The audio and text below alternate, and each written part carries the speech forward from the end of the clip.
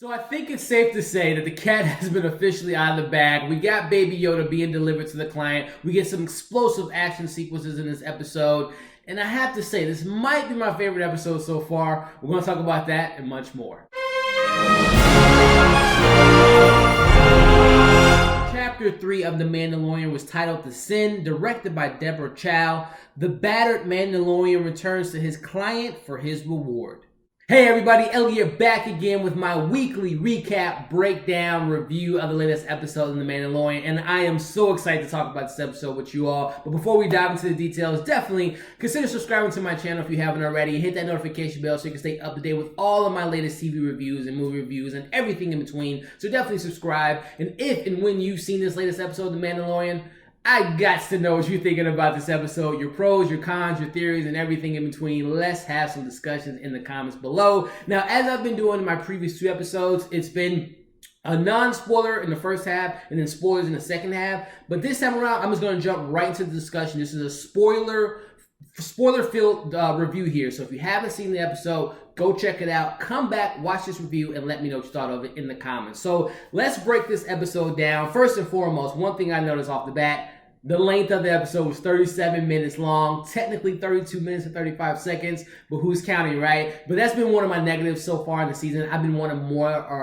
of The Mandalorian, a longer episode, and we got that here. So this is a very critical and important episode, and probably my favorite episode so far, because this is the moment of truth for our character, and the moment of truth for the show as well, because so far The Mandalorian, Mando, has been somewhat of an anti-hero, but now he's kind of shifting into something else, and maybe into a hero. And this also is the choices from the beginning of the episode, hence the title, The Sin, all the way to the end of the episode is everything about the show moving forward. And we're going to talk about that here. So let's break down, let's recap the episode. It starts off with Mando delivering the prize, the Baby Yoda, to the client. And we see that he collects his bounty, which is Beskar Steel, which we'll talk about here in a little bit. But he questions the client about what they're going to do with the baby. And he questions that a lot in this episode. And we find out that that's against the guild. That's against the law, against the code, who we don't know who set up this code. And I hope we find out later. But it's not against...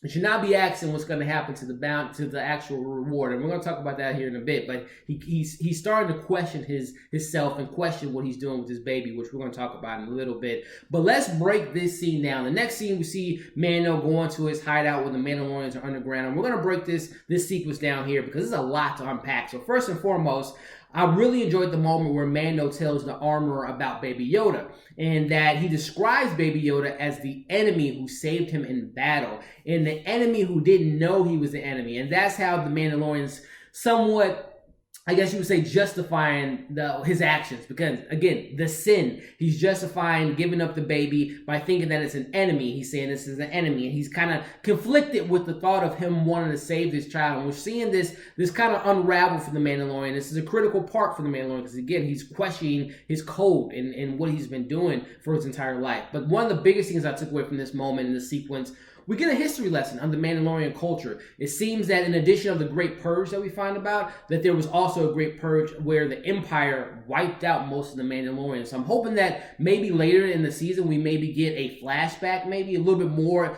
explanation of what happened during this Great Purge. But that was definitely a big sequence and something that we're learning more and more about the Mandalorian culture. For someone that hasn't watched the Clone Wars or Rebels and the animated stuff and read the comics about the Mandalorian, we're starting to now find out more about the Mandalorian for those like myself that isn't too familiar with their culture and their backstory. So I really love that sequence there. So we transition from that. We see that Mando is now chromed out, kind of Captain Plasma style, covered in Beskar, and basically inviting people for those to kind of hate on him and be jealous. But we see Mando trying to go to Greef Karga to get more jobs and another bounty. But as he's leaving to go to his next bounty, he asks him, what are they going to do with the baby? And again, someone tells him it's against the code. It's the sin necessarily to be asking what's going to happen next. So again, he's dealing with that conflict of what to do with his child now. And what should he save this child? So we see Mando go on the ship. He's about to take off. But at the beginning of the episode, we have that little sequence with Baby Yoda is playing with the lever and he puts it back on, but he notices that he didn't put it back on, and he goes back for Baby Yoda. He spies on the Imperial Order, and he, makes his way through there. It's a badass sequence. He's taking out stormtroopers left and right, using the flames, using his new weapon. It was such a cool sequence.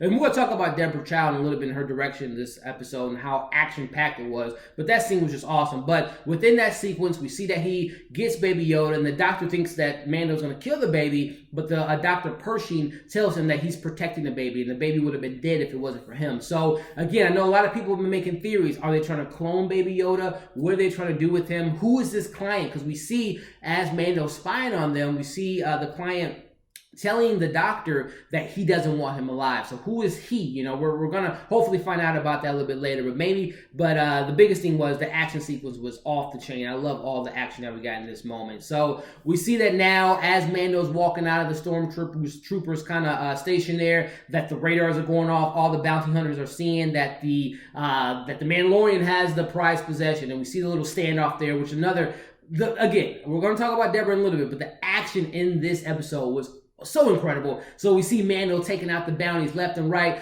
Carl Weathers takes out the droid that has the shipper there that's trying to go to his ship there, and against all odds, Mando he's taking out the bounties, but it's looking like things aren't going to go well. I was thinking that Baby Yoda's going to maybe do some more Jedi tricks, but no. The Mandalorians to the rescue, the coolest thing in the world. We see Mandalorians coming out of the sky with their jetpacks, looking like a bunch of Boba Fetts, looking so awesome, taking out the bounties. We see the one guy who he was fighting with early in the episode, taking him out with his machine gun. It was just so incredible. The epicness of this episode, the pure action was just so great and so awesome, and I just loved every moment of it. So we see Mandalorian, he makes it out of there, he shoots Carl, who's on this ship, and we see he's still alive because the Beskar still protected him there, and he's off into the Outer Rim to go who knows where. So let's kind of recap it here and finish up this episode.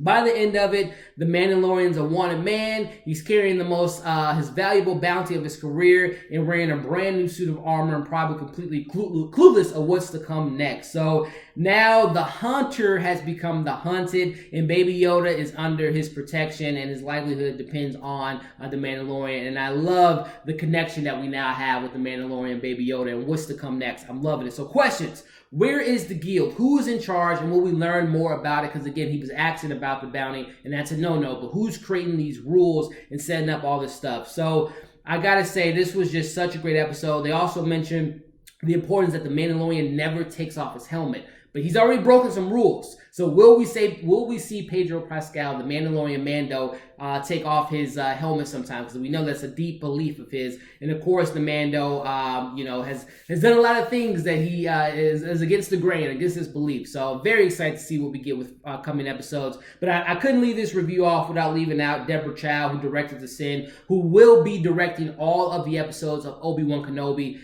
And boy, that show is in great hands. She is such a great director. She's directed some great episodes of other TV series like Better Call Saul and some other stuff. But she did such a great job in this episode, from the action, the suspense, and all the information and exposition that she gave in this episode. I thought it was excellent. And she did a hell of a job directing this. And I am so excited for Obi-Wan Kenobi and her directing all of the episodes. She is so great, and I loved her. And shout out to Star Wars, by the way. I know a lot of people might not recognize this or whatnot, but last week we had Rick from Numa, an African-American, direct the first live-action non-white male direct a live-action Star Wars, and then the very next week we get Deborah Chow, a female, directing a Star Wars episode. So this is just history in the making. I'm loving everything so far, and this is probably my favorite episode, and I'm very excited to see what's to come next. So that's my recap, review, slash breakdown of the episode. Let me know in the comments what you all thought of this episode. And again, let me know your likes, your pros, your cons. What has been your favorite episode so far? I'm going to ask that question there in the little information above here above my head. So definitely let me know in the comments. Like this video so we can get more reviews like it. Share and subscribe to my channel if you haven't already. Keep an eye out for some more reviews I got coming later today for some Apple TV Plus shows and much more coming over the weekend. Thank you all for watching this review. Next week will be a little bit, I'm going to try my best to get a review out because I will be in Chicago next week and I'll be at a hotel. So I'm going to try to watch the episode first thing in the morning Friday, give you all my review like I have been doing. So keep an eye out for that. Thank you all for watching this review, and we'll see you on the next video.